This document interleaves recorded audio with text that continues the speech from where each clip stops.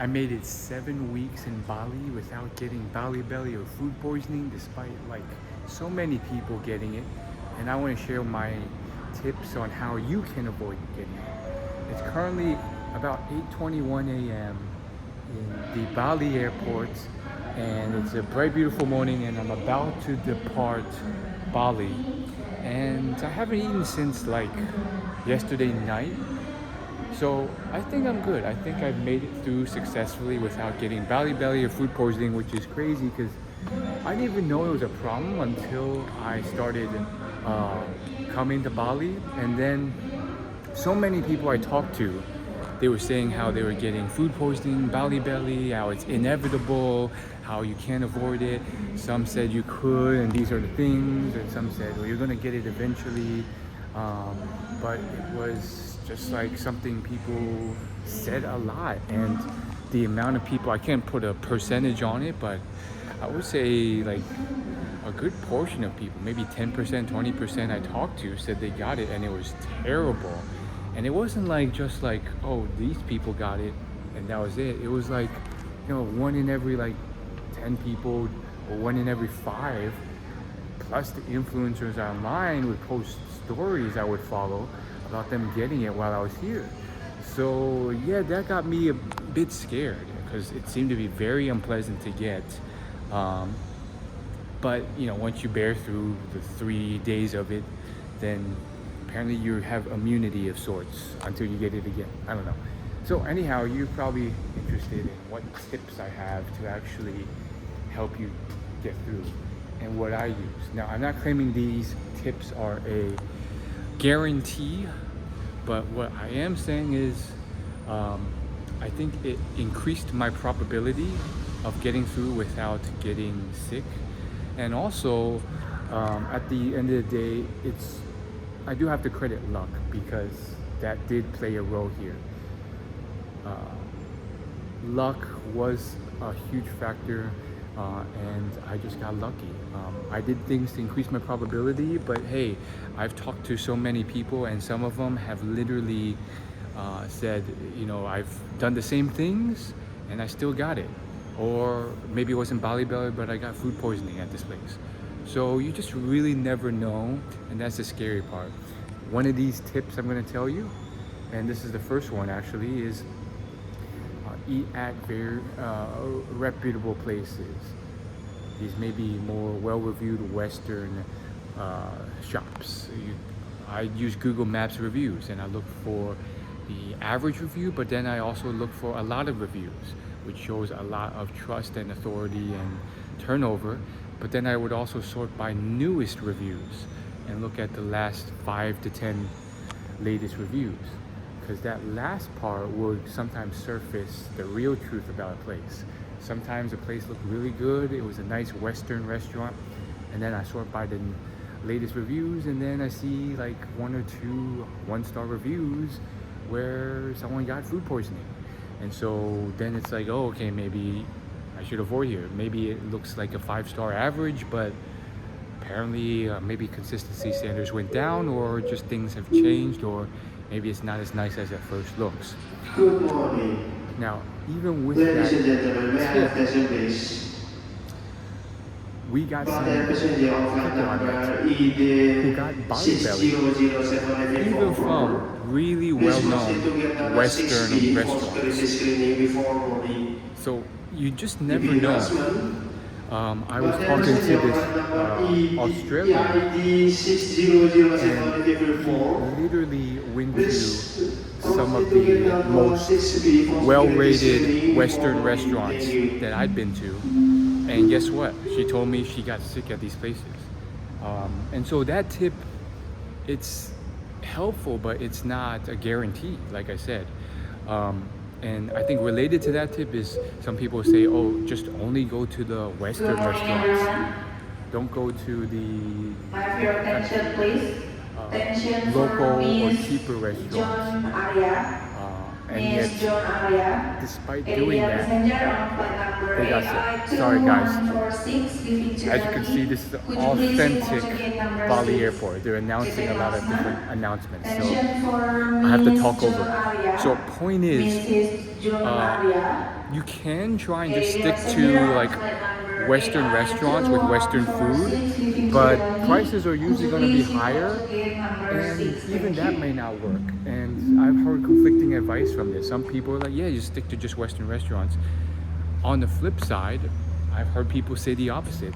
Oh, you gotta stick to the local warongs. Warongs are what they call like Indonesian restaurants here, and that's how you avoid it. So in my experience, it's not really about just sticking to the local warongs or going to the Western restaurants. It's really more about just uh, checking for a lot of turnover, good reviews, good reliability, good consistency.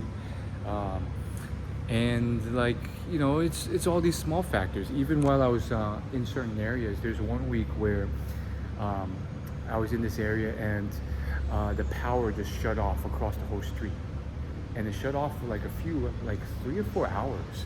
And this was a very populated touristy street in Canggu, Bali, um, and yet that caught my eye. And I talked to another group, a couple visiting from Germany, and that worried them too. They had gotten food poisoning in Vietnam, or maybe it was Bali, and they said it was so much tremendously worse than food poisoning in Germany, and so they didn't really like the experience, and it also scared them from getting it again. And they were like, literally, if I get it a second time, my parents said, and I told myself, I'm going home, because it was just such an unpleasant experience. Now, it's stories like that that scared me a bit, whereas others are like, it's not that bad. You get it for 3 days, you get immunity, and then I haven't got it again for months and months. So, the reviews of it are mixed, but the point was this German couple was basically warning me, just stay away from this street for food, because like what happens to all that stored refrigerated food that has now gone bad or partially bad in those 3 or 4 hours without power. And that can happen in these places, even like the most developed places, just because of a rainstorm that passed by or something that knocked out the power. So what's another tip? Well, probiotics. I immediately went to the pharmacy and told them I want to prevent this. So I got a whole 50 pack of pills for probiotics. This improves your gut health. And then this is something I would eat like usually like 15 minutes before food. I don't like taking pills on an empty stomach, but I would take it with like either at least coconut water or with something like food, and this would improve my gut health to kind of prevent any like illness or issues. So I think that was a huge factor as well. Another thing is, when I found a restaurant that was very consistent, that always had good reviews, I would stick to it. Maybe it was more expensive, but if it was convenient to my location, it was had good food, and there was no real reviews of food poisoning, and I've had good experiences, I would stick to it. But once again, none of these are guarantees. There's this one restaurant, there's like 3 I stuck to the most, but like one restaurant in particular that had great prices, consistent food. I never had problems, I never felt sick, but I had 2 small instances where even with this restaurant, I would still go to it, but it raised my eyebrows a bit. One time, for some reason, I decided to check the reviews again, and boom, I found out there's a new review, someone got food poisoning, 1 star. So you just never know. And then 2, boom, I checked this place, and one time I ordered like some chicken pad thai there, or something like that, and I'm always like checking the meat just to be safe. So always check the meat, but I would bite into half of it or cut it in half, and they had these little bite-sized chunks of chicken in there. And this one night, the chicken looked a bit pinker than I would be comfortable eating. So just to be safe, I kindly went back and sent it in and tried to be nice about it. I didn't want to be nasty with my attitude, and I just asked them to cook it again, which they were happy to do. So that's something else I do. I check the meat, and then I kindly ask them to cook it more if it just seems like it's not good to eat. So that's another thing. Just be careful, check your food, and then check the reviews. It's crazy because I would actually check a lot of reviews on Google, and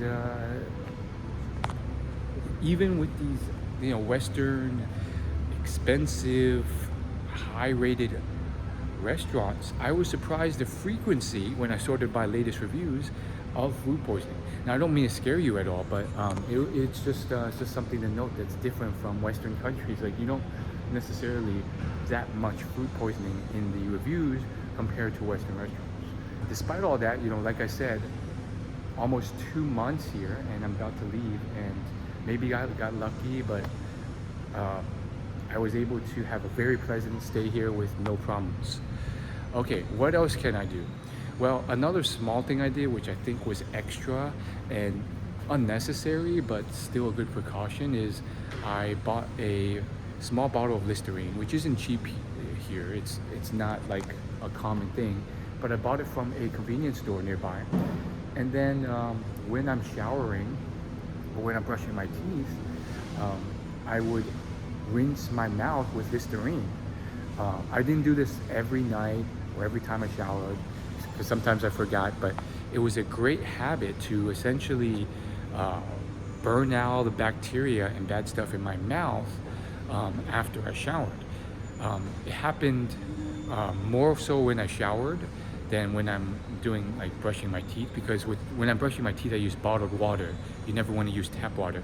But when you're showering, sometimes even when you close your mouth, some of the shower water gets into like the crevices of your lips and goes into your mouth, or you're just not paying attention, and then you open your mouth and a little bit gets in. Now, needless to say, that water is not clean, so just like burning out any bad stuff by gargling it and spitting out my Listerine after like 30 seconds was another precaution.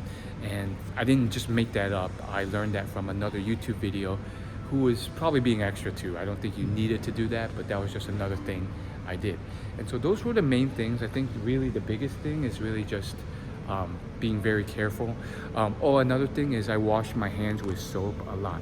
And I would wash all the way to my like wrists or even like the start of my forearms, just to be very, very safe. Like probably like past where this bracelet is a little bit by an inch or two, I would still wash. And if you guys don't follow inches and you're not on the imperial system, I would say like maybe like 2 or 3 centimeters past this bracelet towards my forearm, just in case, because you're touching all sorts of stuff. Like everyone I greeted, they would love to like not high five, but like shake my hand. You're touching doorknobs, you're touching doors, you're touching the floors, tables, so many unclean surfaces. And so I would wash frequently, like basically as often as I did back in COVID. But I guess like since the pandemic ended, everyone's just back to like touching each other often. I didn't really like it, but that was another thing I did. And another great thing about a lot of these restaurants, even the local budget Worongs, is that they usually have sinks with soap somewhere in the facility, like almost separate from the toilets, but they would have them so that you could like wash your hands before or after you ate. Most people don't because they're lazy or they forget or they feel like they don't have to.